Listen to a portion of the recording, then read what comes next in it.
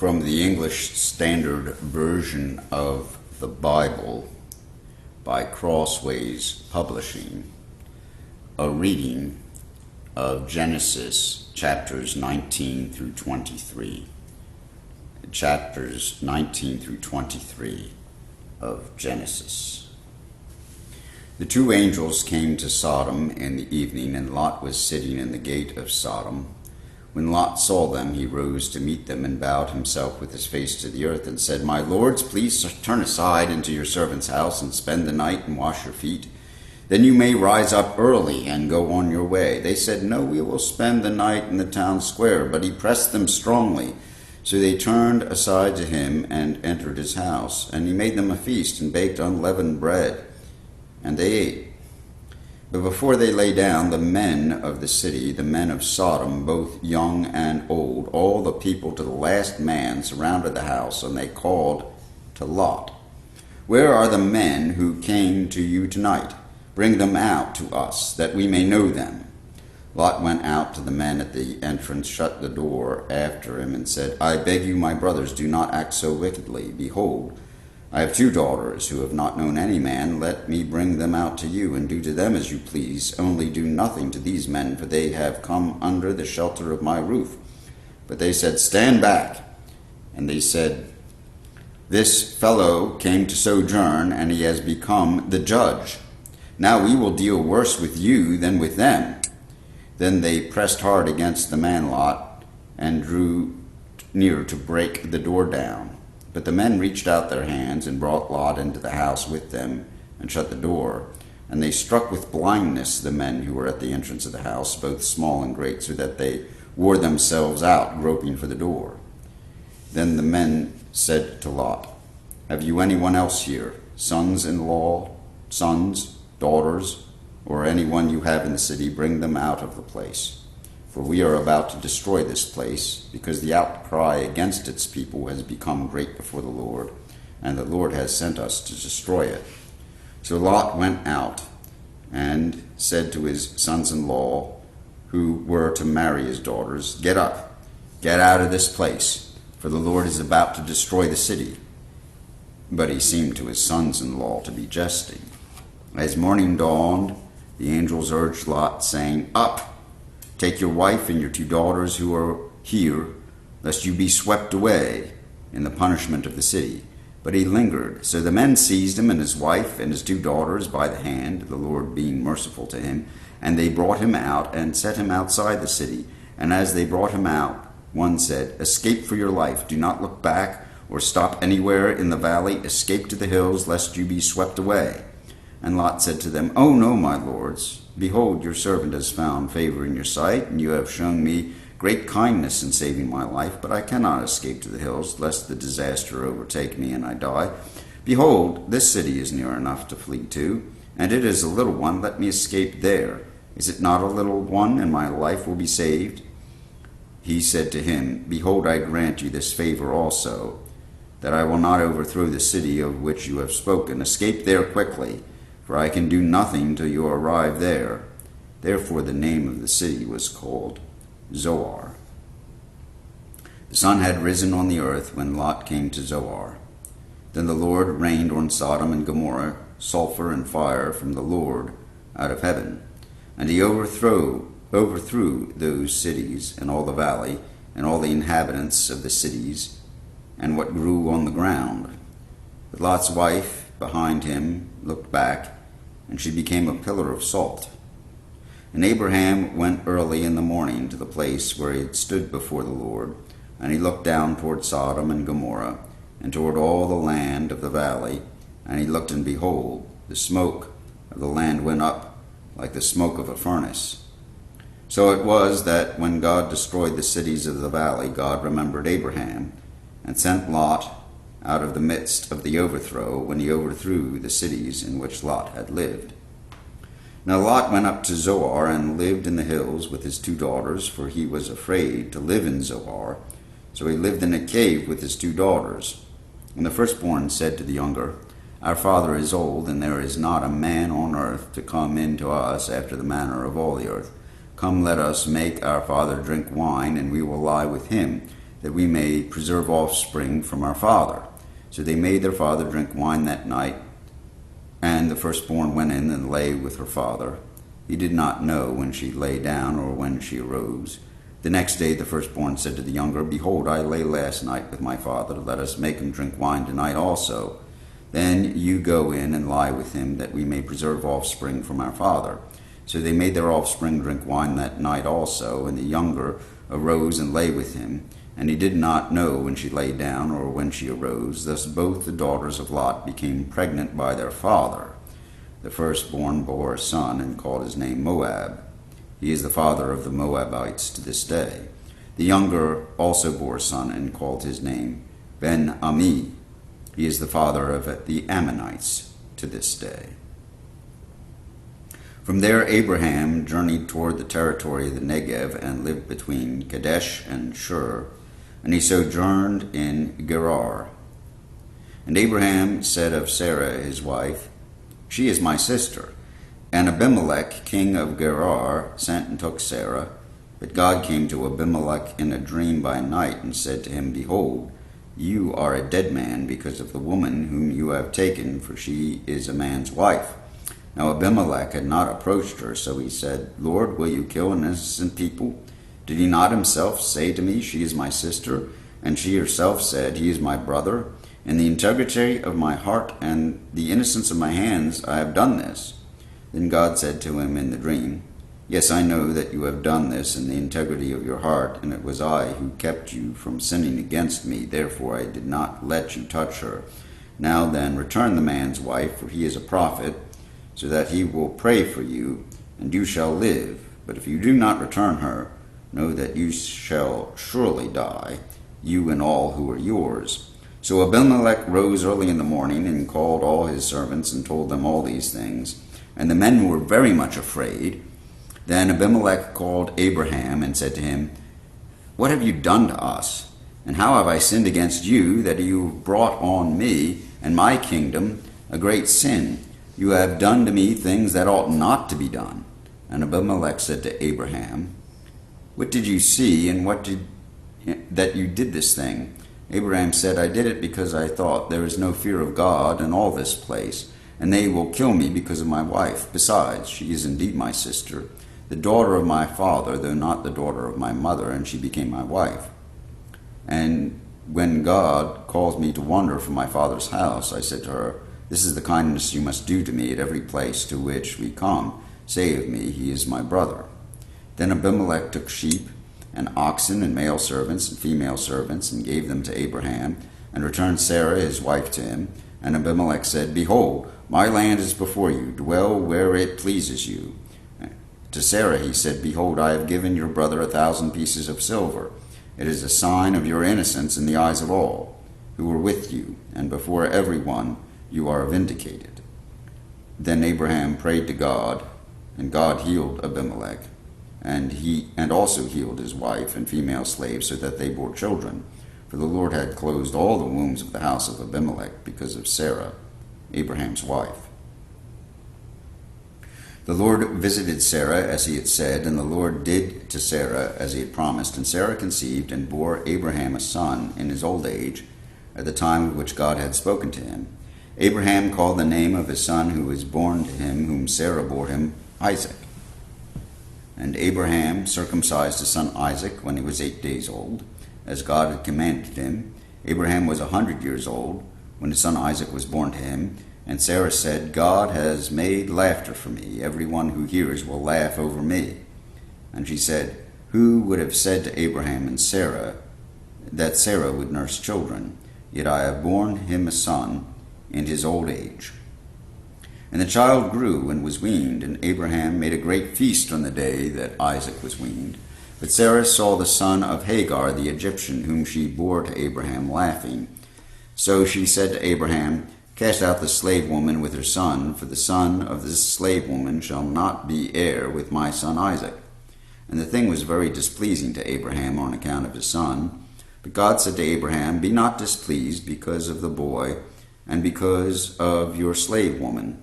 Whatever Sarah says to you, do as she tells you, for through Isaac shall your offspring be named. and I will make a nation of the son of the slave woman also, because he is your offspring." So Abraham rose early in the morning, and took bread and a skin of water, and gave it to Hagar, putting it on her shoulder along with the child, and sent her away, and she departed and wandered in the wilderness of Beersheba. When the water in the skin was gone, she put the child under one of the bushes. Then she went and sat down opposite him a good way off, about the distance of a bow shot, for she said, "Let me not look on the death of the child." And as she sat opposite him, she lifted up her voice and wept. And God heard the voice of the boy, and the angel of God called to Hagar from heaven and said to her, "What troubles you, Hagar? Fear not, for God has heard the voice of the boy where he is. Up, lift up the boy, and hold him fast with your hand, for I will make him into a great nation." Then God opened her eyes, and she saw a well of water, and she went and filled the skin with water, and gave the boy a drink. And God was with the boy, and he grew up. He lived in the wilderness and became an expert with the bow. He lived in the wilderness of Paran, and his mother took a wife for him from the land of Egypt. At that time Abimelech and Phicol, the commander of his army, said to Abraham, "God is with you in all that you do. Now therefore swear to me here by God that you will not deal falsely with me, or with my descendants, or with my posterity, but as I have dealt kindly with you, so you will deal with me and with the land in which you have sojourned." And Abraham said, "I will swear." When Abraham reproved Abimelech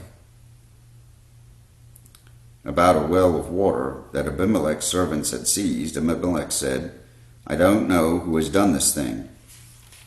You did not tell me, and I have not heard of it until today." So Abraham took sheep and oxen and gave them to Abimelech, and the two men made a covenant. Abraham set 7 ewe lambs of the flock apart, and Abimelech said to Abraham, "What is the meaning of these 7 ewe lambs that you have set apart?"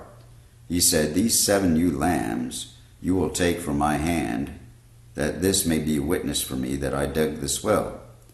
Therefore that place was called Beersheba, because there both of them swore an oath. So they made a covenant at Beersheba. And Abimelech and Phicol, the commander of his army, rose up and returned to the land of the Philistines. Abraham planted a tamarisk tree in Beersheba, and called there on the name of the Lord, the everlasting God. And Abraham sojourned many days in the land of the Philistines. After these things, God tested Abraham, and said to him, "Abraham," and he said, "Here I am." He said, "Take your son, your only son Isaac, whom you love, and go to the land of Moriah, and offer him there as a burnt offering on one of the mountains of which I shall tell you." So Abraham rose early in the morning, saddled his donkey, and took 2 of his young men with him, and his son Isaac. And he cut the wood for the burnt offering, and arose and went to the place of which God had told him. On the 3rd day Abraham lifted up his eyes and saw the place from afar. Then Abraham said to his young men, "Stay here with the donkey. I and the boy will go over there and worship and come again to you." And Abraham took the wood of the burnt offering and laid it on Isaac his son. And he took his knife in his hand, the fire and the knife. And he took in his hand the fire and the knife. So they went both of them together. And Isaac said to his father Abraham, "My father?" And he said, "Here I am, my son." He said, "Behold, the fire and the wood, but where is the lamb for a burnt offering?" Abraham said, "God will provide for himself a lamb for a burnt offering, my son." So they went both of them together. When they came to the place of which God had told him, Abraham built the altar there and laid the wood in order, and bound Isaac his son and laid him on the altar on top of the wood. Then Abraham reached out his hand and took his knife to slaughter his son. But the angel of the Lord called to him from heaven and said, "Abraham, Abraham." And he said, "Here I am." He said, "Do not lay your hand on the boy or do anything to him, for now I know that you fear God, seeing that you have not withheld your son, your only son, from me." And Abraham lifted up his eyes and looked, and behold, behind him was a ram caught in a thicket by his horns. And Abraham went and took the ram and offered it up as a burnt offering instead of his son. So Abraham called the name of that place, "The Lord will provide," as it is said to this day, "On the mount of the Lord it shall be provided." And the angel of the Lord called to Abraham a second time from heaven and said, "By myself I have sworn, declares the Lord, because you have done this, and have not withheld your son, your only son, I will surely bless you, and will surely multiply your offspring as the stars of heaven and as the sand that is on the seashore. And your offspring shall possess the gate of his enemies. And in your offspring shall all the nations of the earth be blessed, because you have obeyed my voice." So Abraham returned to his young men, and they arose and went together to Beersheba. And Abraham lived at Beersheba. Now after these things it was told Abraham, "Behold, Milcah also has borne children to your brother Nahor. Uz, his firstborn, Buz, his brother, Kemuel, the father of Aram, Chesed, Hazo, Pildash, Jidlaph, and Bethuel. Bethuel fathered Rebekah. These 8 Milcah bore to Nahor, Abraham's brother. Moreover, his concubine, whose name was Reumah, bore Tebah, Gaham, Tahash, and Maacah. Sarah lived 127 years. These are the years of the life of Sarah, and Sarah died at Kiriath Arba, that is Hebron, in the land of Canaan. And Abram went in to mourn for Sarah and to weep for her. And Abraham rose up from before his dead and said to the Hittites, "I am a sojourner and foreigner among you. Give me property among you for a burying place, that I may bury my dead out of my sight." The Hittites answered Abraham, "Hear us, my lord, you are a prince of God among us. Bury your dead in the choicest of our tombs. None of us will withhold from you his tomb to hinder you from burying your dead." Abraham rose and bowed to the Hittites, the people of the land, and he said to them, "If you are willing that I should bury my dead out of my sight, hear me and entreat for me Ephron, the son of Zohar, that he may give me the cave of Machpelah, which he owns. It is at the end of his field. For the full price let him give it to me in your presence as property for a burying place."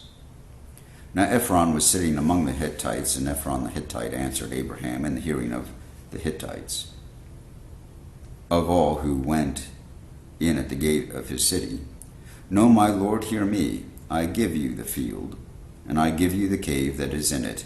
In the sight of the sons of my people I give it to you. Bury your dead." Then Abraham bowed down before the people of the land, and he said to Ephron in the hearing of the people of the land, "But if you will hear me, I give the price of the field. Accept it from me, that I may bury my dead there." And Ephron answered Abraham, "My lord, listen to me. A piece of land worth 400 shekels of silver. What is that between you and me? Bury your dead." Abraham listened to Ephron, and Abraham weighed out for Ephron the silver that he had named in the hearing of the Hittites, 400 shekels of silver, according to the weights current among the merchants. So the field of Ephron in Machpelah, which was to the east of Mamre, the field with the cave that was in it, and all the trees that were in the field, throughout its whole area, was made over to Abraham as a possession in the presence of the Hittites before all who went in at the gate of his city. After this, Abraham buried Sarah his wife in the cave of the field of Machpelah, east of Mamre, that is Hebron, in the land of Canaan. The field and the cave that is in it were made over to Abraham as property for a burying place by the Hittites.